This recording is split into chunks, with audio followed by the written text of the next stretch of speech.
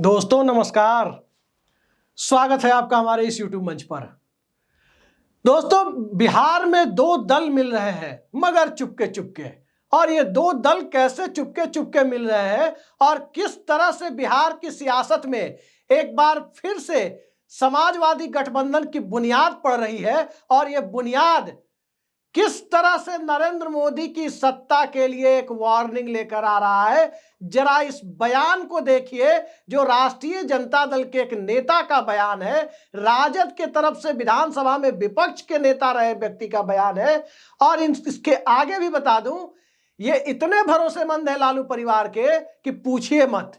इतने भरोसेमंद कि जब 1997 में लालू यादव को गद्दी छोड़नी थी और राबड़ी देवी को मुख्यमंत्री बनाया गया, तब भी इनका नाम मुख्यमंत्री पद के लिए चल रहा था। तो आप अंदाजा लगा सकते हैं कि कितने भरोसेमंद है। और सियासी खेल का जो आप लोग इंतजार कर रहे हैं, उसकी बिसात जो बिछी हुई है, उस बिसात को जरा इस बयान के आईने में देखिए।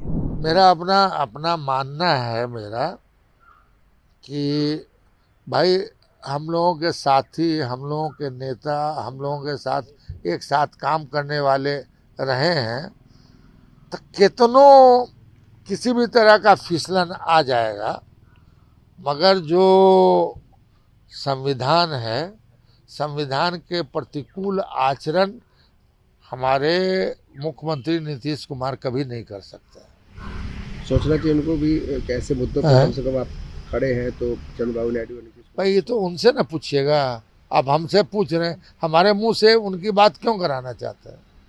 आप उनसे जाके पूछिए। और मैं अब भी इस बात पे मैं श्योर हूँ कि राजपाट के लिए कोई कहीं भी मैं दाएं बाएं करे, मगर उनका सृजन, राजनीतिक सृजन जहाँ से हुआ है, वो कभी इस बात के हिमायती नहीं होंगे। तो देखा आपने, नीतीश कुमार के लिए राष्ट्रीय जनता दल के नेता अब्दुल बारी सिद्दीकी किन शब्दों का प्रयोग कर रहे हैं। हमारे नेता, हम सब के साथी, ये सारी बातें। और संविधान विरोधी नहीं हो सकते नीतीश कुमार, ये बात आज कहने की नौबत आई है। तो क्यों आई है, इस बात को आप समझ सकते हैं। दरअसल पूरा मामला जो शुरू हुआ, वो दिसंबर के महीने में एक टीवी कॉन्क्लेव में गृह मंत्री अमित शाह के एक जवाब से शुरू हुआ। सवाल पूछा गया कि क्या बिहार में भी एकनाथ शिंदे मॉडल अपनाया जाएगा, यानी बिहार में विधानसभा चुनाव के बाद भारतीय जनता पार्टी अपना मुख्यमंत्री बनाएगी, नीतीश कुमार को पेश करेगी चेहरे के तौर पर या नहीं करेगी। और इसका जो गोलमोल जवाब उन्होंने दिया, उसके बाद से सीरीज ऑफ इवेंट्स पर नजर डालें और जो राजनीतिक घटनाक्रम चल रहा है उस पर नजर डालें तो चीजें साफ हो जाती है। अब सबसे पहले आप ये देखिए, बिहार में बिजनेस समिट का कार्यक्रम हुआ। भाजपा कोटे के मंत्री नीतीश मिश्रा इसके आयोजक थे। नीतीश कुमार इसमें दिखाई दे रहे हैं? नहीं दिखाई दे रहे हैं। अब ये दूसरी फोटो देखिए, ये पटना में पीठासीन अधिकारियों का स्पीकर कॉन्फ्रेंस हुआ, और उस स्पीकर कॉन्फ्रेंस में जहां राज्यों के विधानसभा अध्यक्ष के साथ लोकसभा अध्यक्ष ओम बिरला भी मौजूद थे। क्या यहां नीतीश कुमार दिख रहे हैं? एकदम नहीं दिख रहे हैं। और ये तीसरी फुटेज देखिए, इसमें आप देख सकते हैं कि उपराष्ट्रपति जगदीप धनखड़ के साथ क्या नीतीश कुमार दिख रहे हैं? नहीं दिख रहे हैं। कर्पूरी ग्राम के कार्यक्रम में नहीं दिख रहे हैं, और पटना एयरपोर्ट पर भी इन्हें रिसीव करने नहीं गए। आखिर कारण क्या है कि भारतीय जनता पार्टी के नेताओं से नीतीश कुमार दूरी बना रहे हैं?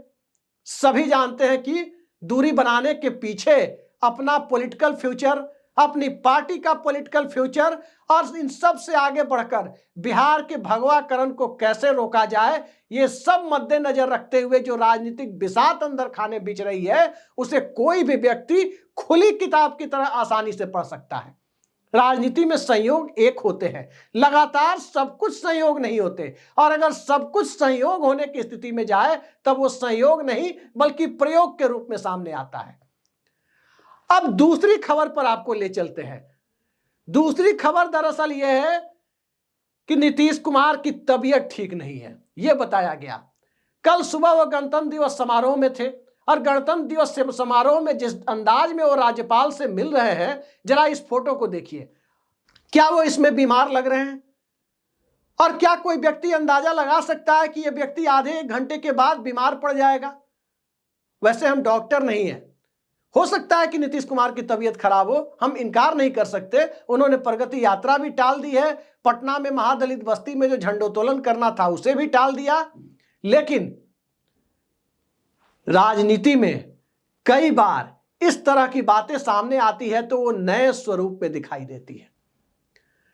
अब जरा इसके आगे की खबर भी आपको दिखाता हूं, और आगे की खबर देखिए। सबसे पहले अखबार की कटिंग देखिए, यह दैनिक भास्कर की वेबसाइट से मैंने ली है, उसके सौजन्य से दिखा रहा हूं। कहा गया कि 19 फरवरी से बिहार विधानसभा का बजट सत्र, यानी 19 फरवरी को बिहार में बजट पेश किया जाएगा। खबर आ गई, आपने देख लिया, 19 फरवरी को बजट पेश किया जाएगा। अब एक दूसरी कटिंग देखिए, हिंदुस्तान ग्रुप की है, और इस कटिंग को देखिए। 24 फरवरी को प्रधानमंत्री भागलपुर आ रहे हैं, बिहार के दौरे पर आ रहे हैं। अब उसके बाद ये तीसरी कटिंग देखिए, ये भी हिंदुस्तान अखबार के ग्रुप की है, उसकी वेबसाइट से ली गई है। और इसमें क्या लिखा जा रहा है कि 28 फरवरी से बिहार विधानसभा का बजट सत्र शुरू हो सकता है।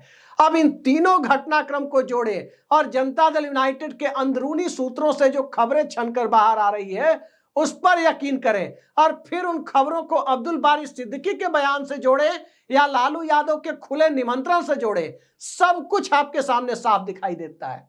पहले कहा गया कि 19 फरवरी को बजट पेश किया जाएगा, यानी 16, 17, 18 फरवरी को बजट सत्र शुरू होगा, तभी 19 फरवरी को पेश किया जाएगा। 19 से पहले शुरू होगा तभी, यहां तक कोई दिक्कत नहीं थी। सम्राट चौधरी बिहार के वित्त मंत्री हैं, बीजेपी कोटे से हैं, और वो बजट पेश करते हैं 19 फरवरी को, जो खबर आई। लेकिन बजट सत्र की तारीख, अनुमानित तारीख को बढ़ा करके अब 28 फरवरी से शुरू होने की बातें क्यों हुई?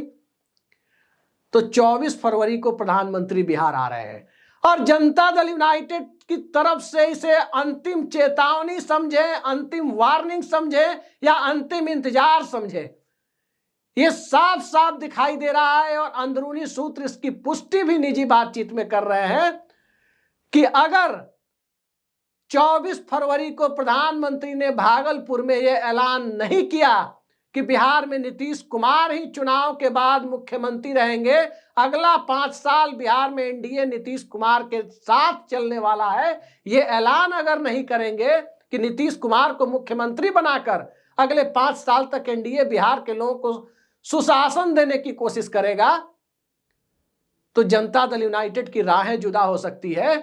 और 19 फरवरी से 28 फरवरी ले जाने की बातें जो आ रही है बजट सत्र को, उससे साफ जाहिर हो रहा है कि अगर प्रधानमंत्री ने ऐलान नहीं किया, नरेंद्र मोदी ने ऐलान नहीं किया, नीतीश कुमार के चेहरे पर की घोषणा नहीं की, तो तय मानिए कि बिहार में नया वित्त मंत्री, नीतीश कुमार की कैबिनेट का नया वित्त मंत्री बजट पेश कर सकता है। प्रधानमंत्री के दौरे को एक अंतिम इंतजार या अंतिम चेतावनी के रूप में सामने रखकर बिहार के विधानसभा के बजट सत्र के दरमियान ही पूरी सियासी तस्वीर साफ कर देने की कवायद चल रही है।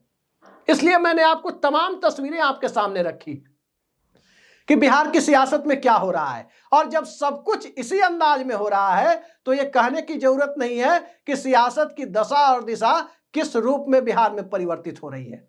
याद रखिए, जब जब इस देश में सियासी भंवर फंसता हुआ दिखाई दिया, रास्ता दिखाने का काम बिहार ने किया।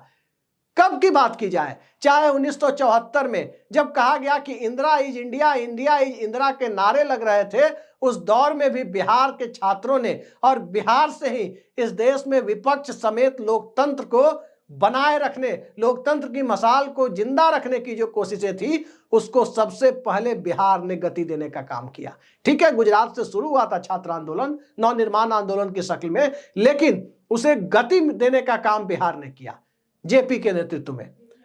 अब उसके आगे बढ़कर देखें तो बोफोर्स का आंदोलन भी, जब इस देश के लोकतांत्रिक इतिहास की सबसे ताकतवर सत्ता, आज लोग 400 पार का सपना देखते हैं और 400 पार की हकीकत के साथ काबिज हुई सत्ता के खिलाफ जब बोफोर्स के सहारे बिखरे हुए और हताश विपक्ष को एक करने की कवायद चल रही थी, तब भी पटना के हड़ताली चौक ने जो भूमिका निभाई थी, जेपी गोलंबर ने जो भूमिका निभाई थी, और वहां से जो मोमेंटम बना था, उसने इस देश के राजनीतिक भूगोल को बदल करके रख दिया, इस देश के इलेक्टोरल भूगोल को बदल करके रख दिया, दरअसल चुनावी भूगोल को।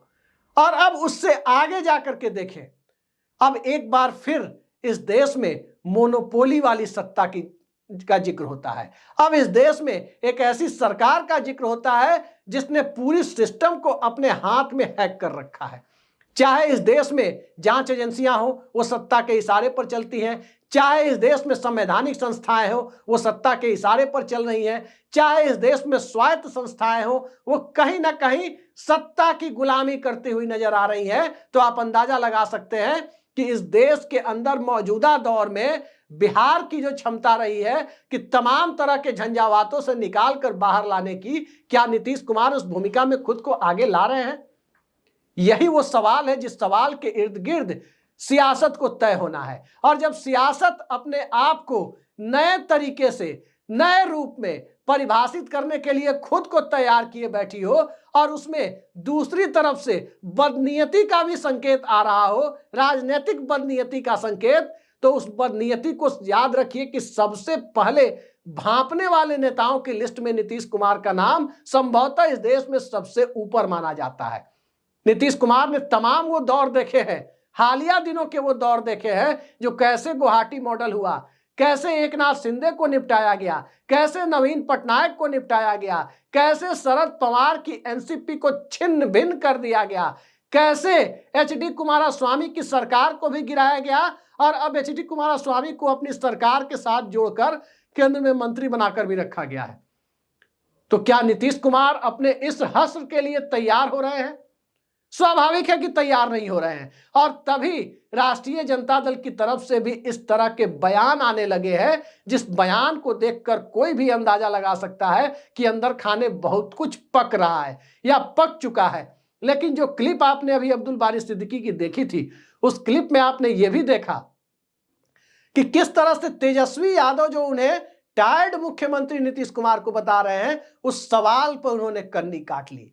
और कन्नी काटने के बाद जो चीजें सामने आ रही है, जिस ढंग की परिस्थितियां उत्पन्न हो रही है, उसमें वही बात निकल कर आ रही है जो बात मैंने आपको बार बार अलग अलग वीडियोज में बताए हैं।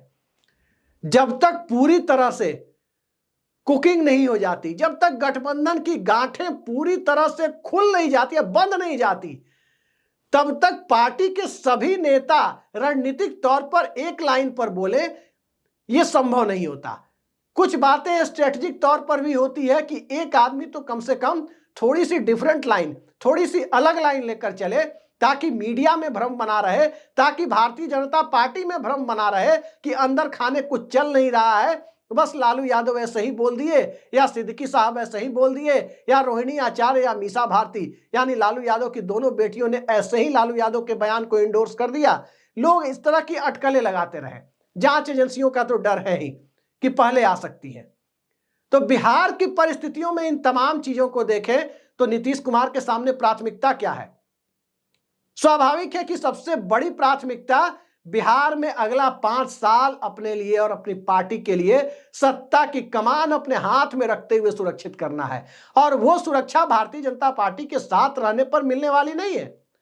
इस बात को नीतीश कुमार समझ रहे हैं, और इसी वजह से कई लोग कह रहे हैं कि जो तबीयत खराब होने की बात आती है, क्या उन तबीयत खराब होने के दरमियान घर में बैठकर मेल मिलाप का दौर, राजनीतिक तौर पर चिंतन का दौर, पुराने दोस्तों से निजी बातचीत के लिए समय निकालने के लिए एक माकूल वक्त, यह सब तो नहीं तलाश लिया गया है। कई सारे सवाल एक साथ खड़े हुए, और इन सवालों के आईने में जब एक तरफ इंडिया गठबंधन के सबसे बड़े नेता जो बिहार में है लालू यादव, उनका खुला निमंत्रण, उनके सबसे बड़े सिपह सालारों में शामिल अब्दुल बारी सिद्दीकी के द्वारा नीतीश कुमार को हमारे नेता कहकर संबोधित किया जाना, और इन सब से आगे बढ़कर इस देश में राहुल गांधी जो काम कर रहे हैं, जातिगत जनगणना, सामाजिक न्याय का दायरा बढ़ाने की बात, वो बिल्कुल नीतीश कुमार के मन के अनुकूल बात होना, जो बात नीतीश कुमार बिहार में क्षेत्रीय स्तर पर कहते रहे, राष्ट्रीय स्तर पर जिसकी वकालत करते रहे, वो सब होना और राहुल गांधी का बिहार जाना और उसके बाद नीतीश कुमार और लालू यादव की अंदर खाने मुलाकात होने की खबरें आना, ये इस बात की तस्दीक करते हैं कि काफी कुछ पक चुका है और इंतजार किया जा रहा है कि प्रधानमंत्री नीतीश कुमार के नाम का ऐलान अगले मुख्यमंत्री के तौर पर, अगले 5 साल के मुख्यमंत्री के तौर पर करते हैं या नहीं करते हैं। यदि करते हैं, गठबंधन में एक ठीक ठाक सीटों की संख्या के साथ बड़ा भाई मानने के लिए बीजेपी नीतीश कुमार को तैयार होती है, तब तो मामला बच सकता है। लेकिन जिस तरह से नीतीश कुमार ने बड़े बड़े नेताओं की मीटिंग से अपने आप को दूर किया, जिस तरह से नीतीश कुमार ने और उनकी पार्टी ने कई सारे मुद्दों पर अपने आप को अलग करने का काम किया भारतीय जनता पार्टी के साथ, उसमें साफ दिखाई देता है कि जनता दल यूनाइटेड की राहें करीब करीब जुदा हो चुकी है। पार्टी के अस्तित्व का भी सवाल है, क्योंकि उन्हीं की पार्टी के कार्यकारी अध्यक्ष संजय झा लगातार अमित शाह की मेजबानी कर रहे हैं, भगवा पंडाल लगाकर मेजबानी कर रहे हैं। और नीतीश कुमार जब मिथिला इलाके में जाते हैं तो संजय झा के गांव अगर इस बार वो नहीं गए हैं तो संकेत साफ है।